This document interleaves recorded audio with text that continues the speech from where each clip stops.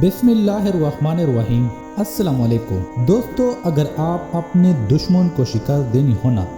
اس کو زہر کرنا ہو تو دشمن کے سامنے خود اعتمادی کا اظہار کرے۔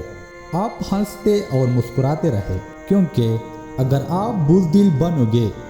آپ ڈرپوک بنو گے تو پھر اس دنیا میں بزدل کے لیے چھپنے کے لیے کوئی جگہ موجود ہی نہیں۔ پھر دشمن آپ کو اپنے پاؤں تلے کچل دے گا۔ اکڑ کر چلنا یہ اللہ تعالیٰ کو ناپسند ہے، لیکن فرماتے ہیں جب ابو دجالہ رضی اللہ تعالی عنہ جنگ کے دوران یہ بہت بڑے صحابی تھے، بہت بڑے پہلوان تھے، جب یہ دشمن کے صفوں میں اکڑ کر چلتے تھے تو حضور صلی اللہ علیہ وسلم فرماتے ہیں اکڑ کر چلنا اللہ کو ناپسند ہے، لیکن دشمن کے سامنے دشمن کے صفوں میں اس طرح کے چلنا یہ کیا ہے، اللہ کو پسند ہے۔ تو انسان کو چاہیے کہ وہ کتنا ہی پریشان کیوں نہ ہو، ان کو کتنے ہی چیلنجز کا سامنا کیوں نہ ہو، لیکن انسان کو چاہیے کہ وہ دشمن کے سامنے اس بات کا اظہار نہ کرے، دشمن کے سامنے کمزور بات نہ کرے، ورنہ اس سے آپ کا دشمن کیا ہوگا، خوش ہوگا، وہ آپ سے اس بات کا فائدہ اٹھائے گا، اور جب بھی اس کو موقع ملے گا آپ یقین مانیے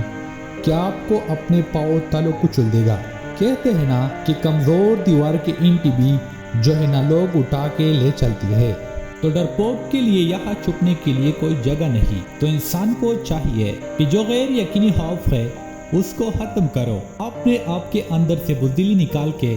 بہادری ہے جو پیدا کرے۔ اور انسان کے اندر بہادری کیسے پیدا ہوتی ہے یہ بھی میں آپ کو مختصر بتا دوں کہ انسان کے اندر بہادری،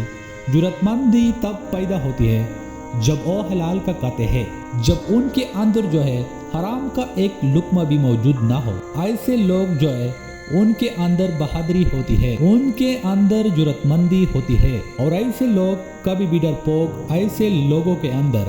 غیر جو خوف اور بزدلی ہے نا وہ نہیں ہوتی۔ اور جب آپ حرام کا کھائیں گے، آپ حرام کے پیسے سے جو ہے وہ حاج کرتے پھریں گے، تو پھر آپ چاہے کتنا ہی اکڑ کر کیوں نہ چلے، آپ دشمن کی نظروں میں جو ہے نا وہ بزدل ہی رہیں گے، آپ دشمن کی نظروں میں خوف زدہ رہیں گے، اور پھر آپ کا دشمن آپ کو کچل دے گا۔ لیکن جب آپ حلال کا کھائیں گے نا، اس حلال کے لقمے کا اثر آپ کے دشمن پر براہ راست پڑے گا۔